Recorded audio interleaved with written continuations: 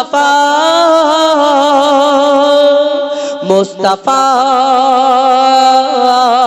মুস্তাফা মুস্তাফা মুস্তাফা মুস্তাফা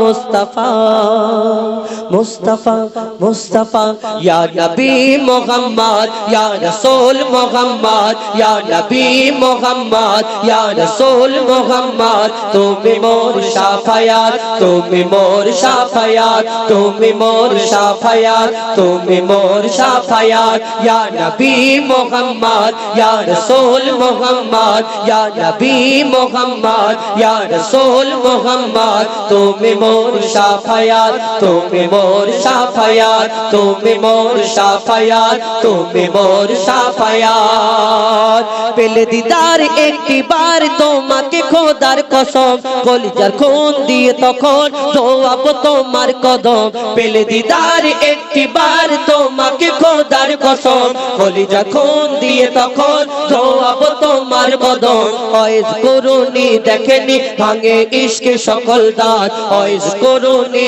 দেখেনি ভাঙে ইশকে সকল দাঁত তুমি মোর শাফায়াত তুমি মোর শাফায়াত তুমি মোর শাফায়াত তুমি মোর শাফায়াত ইয়া নবী মুহাম্মদ ইয়া রাসূল মুহাম্মদ ইয়া নবী মুহাম্মদ ইয়া রাসূল মুহাম্মদ তুমি মোর শাফায়াত তুমি মোর শাফায়াত তুমি মোর শাফায়াত তুমি মোর শাফায়াত কমলি वाला दो बेला तुम्हार प्रेमे का दिया ए मेहनन दे बेजान तुम्हार इश्क खा दिया कमली वाला दो बेला तुम्हार प्रेमे का दिया ए मेहनन दे बेजान तुम्हार इश्क खा दिया अंतरे आछो जुड़े अमर ईमानी दौलत अंतरे आछो जुड़े अमर ईमानी दौलत तुमी मोर शाफायात तुमी मोर शाफायात तुमी मोर शाफायात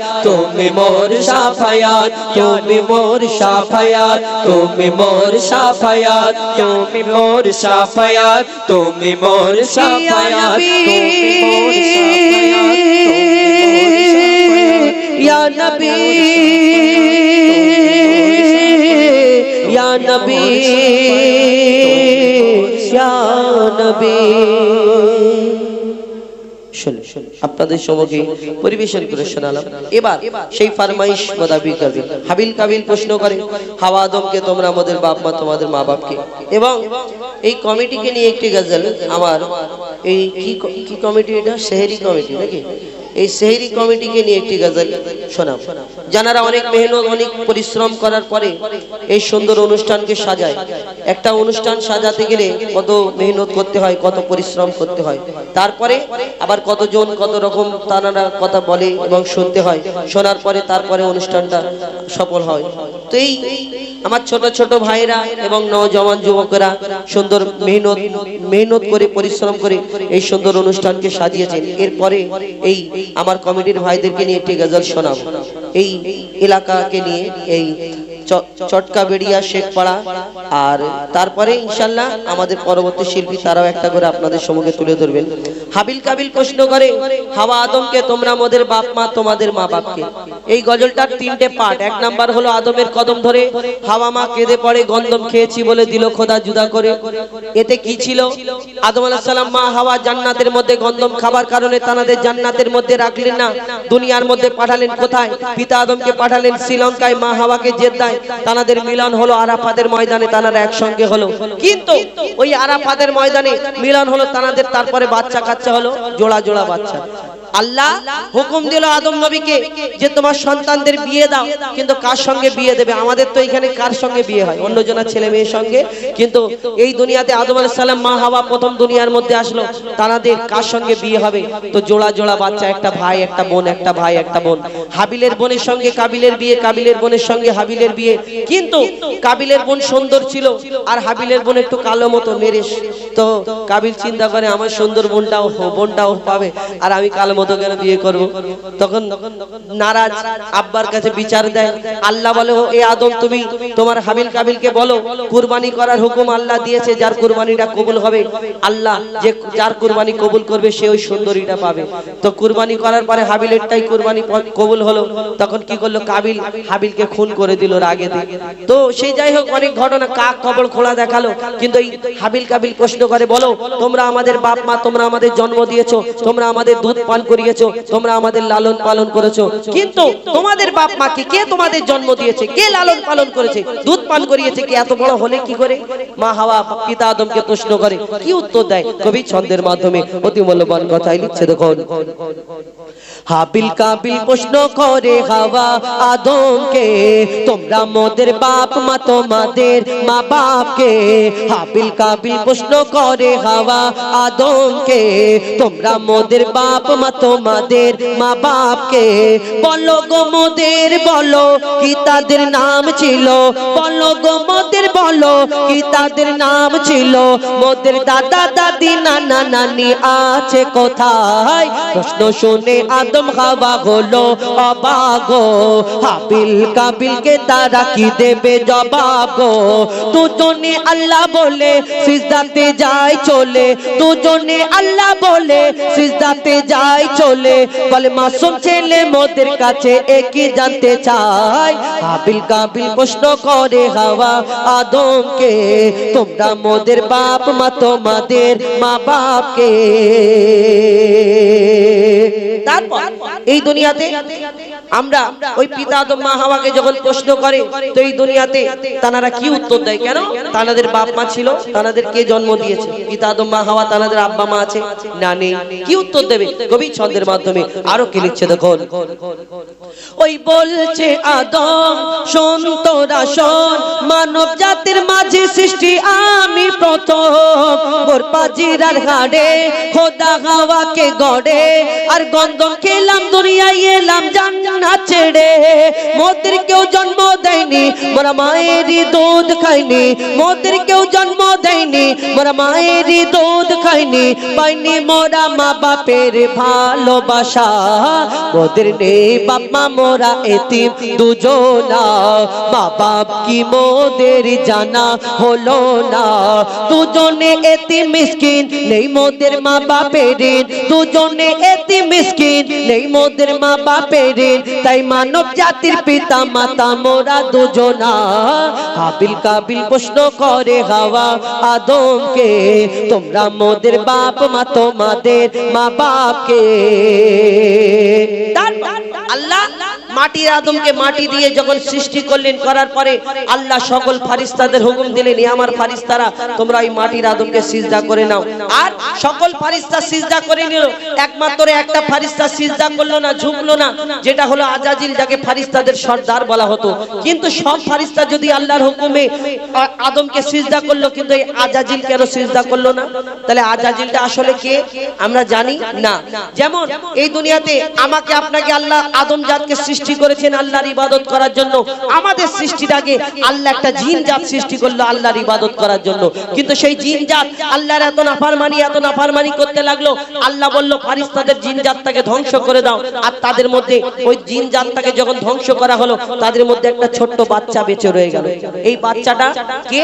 4 বছরের বাচ্চা। এই বাচ্চাটা ইবাদত করতে করতে কম বেশি 6 লক্ষ বছর ধরে ইবাদত করার পরে যার নাম হলো আজাজিল, যাকে ফারিস্তাদের সর্দার বলা হয়। কিন্তু তার মনে একটু অহংকার ছিল, আমি জিন জাত, আমি আগুনের সৃষ্টি, আর আমি ওই মাটির পুতুল মাটির আদমকে সিজদা করব, এটা কেমন করে হয়? আর আমরা আদম জাত, আমরাও অহংকার করি। কেউ রূপের অহংকার করি, কেউ টাকার অহংকার করি, কেউ ক্ষমতার অহংকার করি, কেউ শিক্ষার অহংকার করি। দেখবেন কেউ কেউ নিজেকে খুব বড় মনে করে, আমি আমার থেকে এই দুনিয়াতে কেউ জ্ঞানী আছে, আমার থেকে কেউ টাকা পয়সাওয়ালা আছে, মনে করে ইংলিশের সাথে কোনো সম্পর্ক আছে।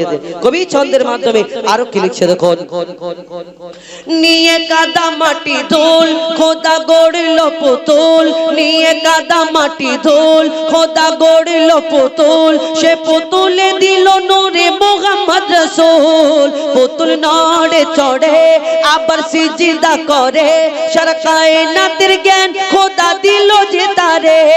জিবরিল আমিনকে ধরে আজাজিল দুঃখ করে, জিবরিল আমিনকে ধরে আজাজিল দুঃখ করে, আমাকে ভুলে গেল খোদা আদমের মায়ায়। আমি জিন জাত তবু ফারিস্তাদের সরদার, সব থেকে বেশি জ্ঞানী এ আমার অহংকার। আগুনে আমার জনম আর মাটিতে গড়া আদম, আগুনে আমার জনম আর মাটিতে গড়া আদম। আরে আদম এসে সিজদা দেবে আমার দুটি পায়। হাবিল কাবিল প্রশ্ন করে হাওয়া আদমকে, তোমরা মোদের বাপ মা তোমাদের মা বাপকে। হাবিল কাবিল প্রশ্ন করে হাওয়া আদমকে, তোমরা মোদের বাপ মা তোমাদের মা বাপকে। শুনুন ফরমাইশ, আপনাদের ফরমাইশ মোতাবেক গজল। তো এগুলো কি? হ্যাঁ, ও আচ্ছা আচ্ছা। তো আপনাদের ফরমাইশ মোতাবেক গজল শোনালাম। এবার আমাদের পরবর্তী শিল্পী আমাদের আজহারউদ্দিন ইমরান, তারা তাদের কণ্ঠ থেকে শুনুন। আর আমাদের আপনাদের কি জানি না ভালো লাগছে কেন, আপনাদের এইদিকে অনুষ্ঠান হলে একটা জিনিস দেখি, আপনাদের ভালো লাগুক আর না লাগুক চুপচাপ বসে থাকে, কেউ আওয়াজও দেয় না, কেউ নড়াচড়া হয় না। এই বাবুরা বসে যা, বসে বসো, সোনামণি বসো, শোনো বসো, বুঝলে? এখন আবার বললে হাসবে। একবার তাকবীর দাও জোরে, গন্ডগোল করছে কেন? জোরে তাকবীর দাও দেখি, নারে তাকবীর। মুর্শিদ ভাই দেখো তো কে বলছে জোরে, সব থেকে জোরে কে বলছে দেখবে, ঠিক আছে? নারে তাকবীর। আল কোরআনের আলো, আল হাদিসের আলো, আল কোরআনের আলো, আল হাদিসের আলো। নারে তাকবীর। কে বললে? যা গাল হা হচ্ছে সব এটা এই মৌলী সাহেব বলেছে। এই হ্যাঁ, এই সব থেকে জোরে চেঁচাচ্ছে। তুই একবার এখানটা আয় দেখি, একবার আয় দেখি, সামনে দাঁড়িয়ে দাঁড়িয়ে বল দেখি, একা বলবি কত জোরে আওয়াজ হয় দেখি। আয় সামনে আয়, ভয় করছিস কেন? আয় এখানটা দাঁড়া, হ্যাঁ দাঁড়া। সব থেকে জোরে, যত জোর আছে বলতে হবে। এইটা তো এইটা ঠিক আছে, জোরে বলতে হবে। নারে তাকবীর। এই তোরা বলছিস চুপ কর, গলা ভেঙে গেছে নাকি? তাহলে জোরে বলার থেকে জোরে বলতে হবে, জোরে নারে তাকবীর। ভালো বলেছে না? এইটা না, তুই লালটা কিছু কিনে খাবি, যাবো। এরপরে সবাইকে দেবো, আমার ব্যাগে তো অনেক টাকা, দেখিয়ে দাও তো ব্যাগে, সবাই জন্য আমি খুচরো করে নিয়ে আসি বাচ্চাদের জন্য। তোমাদের দেবো তো, একবার ব্যাগ থেকে দেখাচ্ছি তো কি নিয়ে এসছি, দেখ কত করছি। এ দেখ কোথায় গেল, এ দেখ পাচ্ছি, সব ছিঁড়ে ছিঁড়ে একটা করে দেবো। এটা গাছ, এটা আমাদের গাছে হয় এই টাকা, এই দেখ পাচ্ছি টাকা এরকম থাকে না। এই তো একটা গাছ, একটা পাতা পেড়ে নিয়ে এসছি, এই একটা একটা ছিঁড়ে ছিঁড়ে দেবো। এটা আমাদের গাছের টাকা, তোদের দেবো। তোদের এখানে কি চাষ হয়? শাক সবজি হয় তো, ধান চাষ হয়। হ্যাঁ, তো আমাদের এখানে আমার বাড়িতে একটা টাকার গাছ আছে, আমার আব্বা লাগিয়ে রেখেছে। আমি যেটাই যাই একটা করে নিয়ে যাই, একটা করে কেটে কেটে দেবো তোদের, ঠিক আছে? জোরে করে মন থেকে বলে নারে তাকবীর। ঠিক আছে বসো। এবারে একটা ডুয়েট গজল বলি, তিনজন মিলে একটা, কেন অনেকক্ষণ সিঙ্গেল বললাম। তারপরে ওরা ডুয়েট কিছু বলবে, তারপরে মা ফাতেমার ঘটনা একটা শোনাবো, ঘটনামূলক গজল শোনাবো ইনশাআল্লাহ। তো এখন কোরআন শরীফ সম্পর্কে একটি গজল শোনাই। এর আগে ঠিক আছে নাকি ভাই? অসুবিধা হলে বলবেন নাকি ভাই? ঠিক আছে তো? কেন আপনাদের এখানে এসেছি, আপনাদের মনের মতো যদি না গজল হয় তাহলে কি ভালো লাগবে না? এই দুনিয়াতে দেখবেন একটা বইয়ের মতো কোরআন শরীফ আমাদের সবার ঘরে থাকে, এইরকম থাকে না ভাই? এই কোরআন এই দুনিয়াতে কিসের জন্য এসেছে বলুন তো? শুধু ঘরে তুলে রাখার জন্য না। এই কোরআন আল্লাহ পাক রব্বুল আলামিন আমার নবীর প্রতি দুনিয়ার মধ্যে পাঠালেন। এই কোরআন আসার আগে টোটাল 103টি আসমানি কিতাবকে আল্লাহ পাক রব্বুল আলামিন দুনিয়াতে পাঠিয়েছিলেন। সব কিতাবের মূল কথা যেদিন কোরআন ধরনীর বুকে আসলেন, সব কিতাবের মূল কথা কোরআনে আল্লাহ পাক রব্বুল আলামিন ঘোষণা করলেন, অর্থাৎ কোরআনটাকে শ্রেষ্ঠ করে আল্লাহ ঘোষণা করে পাঠালেন। যেমন 1 লক্ষ অথবা 2,24,000 নবীর মধ্যে আমার নবীকে আল্লাহ শ্রেষ্ঠ করে ঘোষণা করলেন। আমার নবীর প্রতি যে কোরআন পাঠালেন সেই কোরআনটাও আল্লাহ শ্রেষ্ঠ করে ঘোষণা করলেন। এই আমার নবীর প্রতি যে কলমা আসলো, এই কলমাও আমরা জানি শ্রেষ্ঠ কলমা এই দুনিয়াতে। তো সেই সম্পর্কে এই কোরআন আমাদের জন্য এসেছে। এই কোরআনটা যদি আমরা তেলাওয়াত করি, আমরা বোঝার চেষ্টা করি, তাহলে এই কোরআনে যা আছে আমাদের কোনোদিন কোনো জায়গায় কষ্ট হবে না, বাধা ঠেকবে না। এই কোরআন থেকে আমরা অনেক কিছু বার করতে পারবো, কিন্তু পড়ি না। আবার এই কোরআনকে রিসার্চ করে কেউ ওষুধ আবিষ্কার করে ফেলছে, কেউ চাঁদে পৌঁছে যাচ্ছে। আবার এই কোরআনকে রিসার্চ করে কত কি করে ফেলছে। আবার অনেকজন কোরআনকে ভুল ধরার জন্য, যারা ইসলামের দুশমন, কোরআনের দুশমন, এই কোরআনের ভুল ধরার জন্য কোরআন পড়তে লাগে। কোন জায়গায় ভুল আছে তারা পড়ে পড়ে পড়ে পড়ে কমপ্লিট করার পরে, বুঝে নেওয়ার পরে তারাও একদিন কলমা পড়ে মুসলমান হয়ে যায়। আল্লাহ কোরআনে এমন নিয়ামত দান করেছে। আমরা মুসলমান, আমরা পড়ি না। আমরা পুরুষ যারা বেটা ছেলে একবার মসজিদে ওই হুজুরের কাছে একবার খতম করে নিলাম, আর একটা লুঙ্গি গেঞ্জি একটু মিষ্টি দিয়ে দিলাম, মনে করলাম আমার জান্নাতে ঢুকে গেছি। আমার মা বোনেরা গুনগুন করে পড়ে, মারা গেলে কেউ পড়ে, সবে বারাতের সময় পড়ে, রমজান মাসে পড়ে। আবার কেউ কেউ দেখাশোনার সময় একটুখানি টাইম হয়ে আসলে তখন একটু প্র্যাকটিস করে। যদি কেউ এসে জিজ্ঞেস করে একটা সূরা বলো, হেসে যাবে তো পড়ো। তো এই কোরআন শরীফ আমাদের জন্য কিসের জন্য, এই দুনিয়াতে কতদিন ধরে কিভাবে আস্তে আস্তে কোরআন এসেছে শুনতে হবে। কবি ছন্দের মাধ্যমে লিখছে, দেখুন আল কোরআন আল কোরআন আল কোরআন আল কোরআন আল কোরআন আল কোরআন আল কোরআন আল কোরআন 104 কিতাব নাজিল হয়েছে। ওগো 104 কিতাব নাজিল হয়েছে। শ্রেষ্ঠ নবী শ্রেষ্ঠ কিতাব পেয়েছে। ওগো শ্রেষ্ঠ নবী শ্রেষ্ঠ কিতাব পেয়েছে। লাখো নবী এই ধরাতে এসেছে। লাখো নবী এই ধরাতে এসেছে। আর কোরআন শুধু প্রিয় মুহাম্মদ পেয়েছে। 104 কিতাব নাজিল হয়েছে। ওগো 104 কিতাব নাজিল হয়েছে। শ্রেষ্ঠ নবী শ্রেষ্ঠ কিতাব পেয়েছে। ওগো শ্রেষ্ঠ নবী শ্রেষ্ঠ কিতাব পেয়েছে। এই কোরআন দুনিয়াতে কতদিন ধরে কিভাবে আস্তে আস্তে ধরনীর বুকে আসলেন, কবি ছন্দের মাধ্যমে লিখছে, দেখুন 22 বছর 5 মাস আর 14 দিন ধরে। 22 বছর 5 মাস আর 14 দিন ধরে 6666 আয়াত নাজিল করে। 540 রুকু 114 সূরা কোরআনের 30 পারায়। 7 মঞ্জিল 14 সিজদা কোরআন পূর্ণ হয়। মোর আল্লাহর বায়ান পবিত্র কোরআন। কোন কিতাব হবে না কোরআনের সমান। মোর আল্লাহর বায়ান পবিত্র কোরআন। কোন কিতাব হবে না কোরআনের সমান। ওগো 104 কিতাব নাজিল হয়েছে। শ্রেষ্ঠ নবী শ্রেষ্ঠ কিতাব পেয়েছে। ওগো শ্রেষ্ঠ নবী শ্রেষ্ঠ কিতাব পেয়েছে। এই কোরআন কতজন রিসার্চ করে মহব্বতের সঙ্গে ভালোবেসে কোরআনে কি আছে দেখার জন্য। কত ইসলামের দুশমন আছে, কোরআনের দুশমন আছে।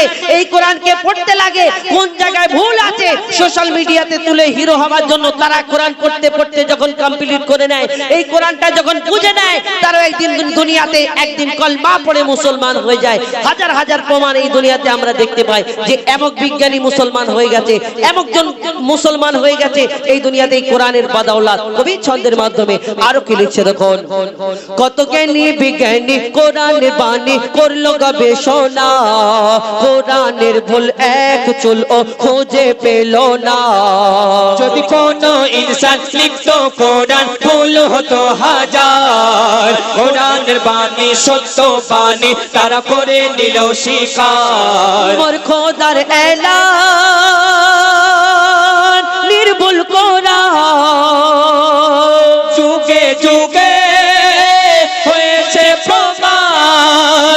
খোদার এলান নির্ভুল কোরআন যুগে যুগে হয়েছে প্রমাণ এই কোরআনের ভুল যারা খুঁজতে গিয়েছে এই কোরআনের ভুল যারা খুঁজতে গিয়েছে তারা তওবা করে কলমা পড়ে নিয়েছে তারা তওবা করে কলমা পড়ে নিয়েছে 104 কিতাব নাজিল হয়েছে ওগো 104 কিতাব নাজিল হয়েছে শ্রেষ্ঠ নবী শ্রেষ্ঠ কিতাব পেয়েছে ওগো শ্রেষ্ঠ নবী শ্রেষ্ঠ কিতাব পেয়েছে এই দুনিয়া কতজন কোরআনকে জ্বালিয়ে দিচ্ছে পুড়িয়ে দিচ্ছে কতজন কোরআনের পাতাটা ছিঁড়ে মুখের মধ্যে পুরে খেয়ে নিচ্ছে মনে করছে কোরআনকে শেষ করে দেবে মিটিয়ে দেবে এই দুনিয়াতে হাজার হাজার এরকম প্রমাণ কেউ কোরআনকে ফুটবলের মতো শট মারামারি করছে শুনে রাখো যারা এই দুনিয়াতে এটা ভাবে যে কোরআনকে মিটিয়ে দেবে শেষ করে দেবে যত কাগজের মধ্যে কোরআন কালি দিয়ে লেখা আছে সবকে জ্বালিয়ে পুড়িয়ে ছাই করে দিয়ে যদি সমুদ্রতে ফেলে দেওয়া হয় তবু এই দুনিয়া থেকে কোরআনকে মেটানোর কারোর ক্ষমতা হবে না কেন এই দুনিয়াতে হাজার হাজার লক্ষ লক্ষ কোটি কোটি কোরআনে হাফেজ যাদের সিনাতেই 30 পারা কোরআনকে আল্লাহ মজুদ রেখেছে তাদের সিনা থেকে কেউ কেটে বার করতে পারবে এরকম কেউ আছে না কোরআন যত কাগজের মধ্যে লেখা আছে সবকে নাই শেষ করে দেবে আল্লাহ কোরআনের মালিক তিনি দুনিয়াতে পাঠিয়েছেন আর তিনি একদিন তুলে নেবেন তো কবি ছন্দের মাধ্যমে সেই সম্পর্কে আরো কি লিখছে দেখুন কত জ্ঞানী বিজ্ঞানী আজ বিশ্ব জুড়ে দৃশ্য দেখে মোর মনে মাতম হয় যখন বেদিন শয়তান নিয়ে কোরআন আগুনে পোড়ায় কত কোরআন জ্বালাবি তোরা ও শয়তানের দল হাফিজ সিনায় গাথা কোরআন কেমনে জ্বালাবি বল আর জ্বালাও পোড়া যতই কোরআন তবু হবে না বিরাম জ্বালাও পোড়া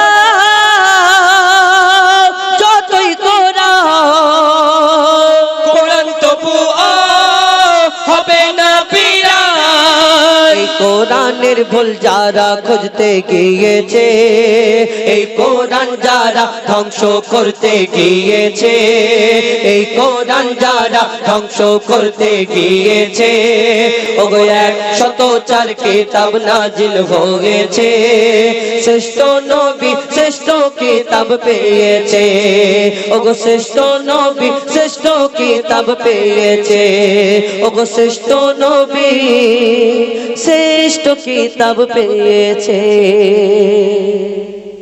নারে তাকবীর এত আস্তে হয়ে গেল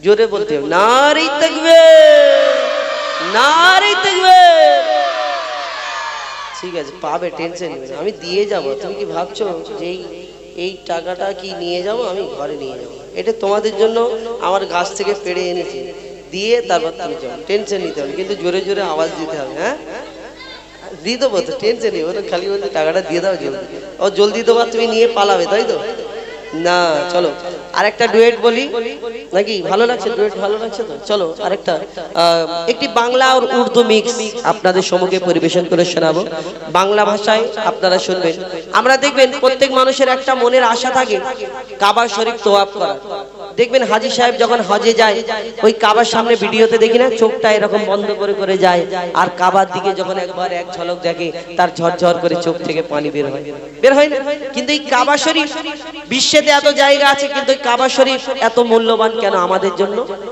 এই মদিনা শরীফ আমরা হজে যাওয়ার চিন্তা করি আপনার লক্ষ লক্ষ কোটি কোটি টাকা হতে পারে অনেক জায়গায় যেতে পারবেন কিন্তু আল্লাহ যদি কিসমতে না রাখে আল্লাহ যদি ডাক না হয় তুমি ওই কাবা শরীফ তোয়াফ করতে পারবে না সোনার মদিনা জিয়ারত করতে পারবে না এটা একটা আলাদা ব্যাপার তো এই কাবা শরীফ সম্পর্কে আমরা প্রত্যেক মানুষ যাওয়ার চিন্তা করি তো সেই সম্পর্কে এবং বাংলা এবং উর্দু একটি গজল শোনাবো লিখছে দেখুন आका आका बोल बंदे आका आका बोल आका आका बोल बंदे आका आका बोल आका आका बोल बंदे आका आका बोल आका आका बोल बंदे आका आका बोल आका आका बोल बंदे आका आका बोल जिक्र नबी तो करता जा जिक्र नबी तो करता जा जिक्र नबी तो करता जा जिक्र नबी तो करता जा ये जिक्र बड़ा अनमोल आका आका बोल बंदे आका आका बोल आका आका बोल बंदे आका आका बोल आका आका बोल बंदे आका आका बोल आका आका बोल बंदे आका आका बोल काबर दी के चल रे बंदा काबर दी के चल काबर दी के चल रे बंदा काबर दी के चल की कारणे ओई का बात की कारणे ओई का बात की कारणे ओई का बात नामे हजीদের ढोल काबर दी के चल रे बंदा काबर दी के चल काबर दी के चल रे बंदा काबर दी के चल বাইতুল মামুর তলে খোদা সাদের কাবা কে গড়েছে সাদের কাবা কে গড়েছে কুল মালায়েক জিন ও ইনসান কাবা কে তওয়াফ করেছে কাবা কে তওয়াফ করেছে বাইতুল মামুর তলে খোদা সাদের কাবা কে গড়েছে সাদের কাবা কে গড়েছে কুল মালায়েক জিন ও ইনসান কাবা কে তওয়াফ করেছে কাবা কে তওয়াফ করেছে তো আপ শুনতে পাই যে মোরা তো আপ শুনতে পাই যে মোরা তো আপ শুনতে পাই যে মোরা শুধুই কান্নার রোল কাবার দিকে চল রে বান্দা কাবার দিকে চল কাবার দিকে চল রে বান্দা কাবার দিকে চল আকা আকা बोल बंदे आका आका बोल आका आका बोल बंदे आका आका बोल जिक्र नबी तो करता जा जिक्र नबी तो करता जा जिक्र नबी तो करता जा जिक्र नबी तो करता जा ये जिक्र बड़ा अनमोल आका आका बोल बंदे आका आका बोल आका आका बोल बंदे आका आका बोल आका आका बोल बंदे आका आका बोल सरवर आलम प्यारे आका जिधर से गुजरा करते थे जिधर से गुजरा करते थे सजर गवाही देते थे और पत्थर कलमा पढ़ते थे पत्थर कलमा पढ़ते थे उनके दर पे रोने वाले उनके दर पे रोने वाले उनके दर पे रोने वाले दिल से कुछ तो बोल आका आका बोल बंदे आका आका बोल आका आका बोल बंदे आका आका बोल आका आका बोल बंदे आका आका बोल এই দুনিয়াতে কাবা শরীফ আল্লাহর ঘর আমরা জানি এই দুনিয়াতে কত মানুষ কত হাজার হাজার ওই আমরা জানি যে কতজন এই দুনিয়াতে এসেছে নমরুদ ফেরাউন সাদ্দাত এই দুনিয়াতে কতজন এরকম ইসলামের দুশমন এসেছে কিন্তু আব্রাহা বাদশা বলে একটা বাদশা এলো ইব্রাহিম নবীর এই কাবা শরীফটা আদম আলাইহিস সালামের যুগ থেকে যে কাবা গড়া ছিল নূহ নবীর প্লাবনেতে কাবাটা তুলে নিল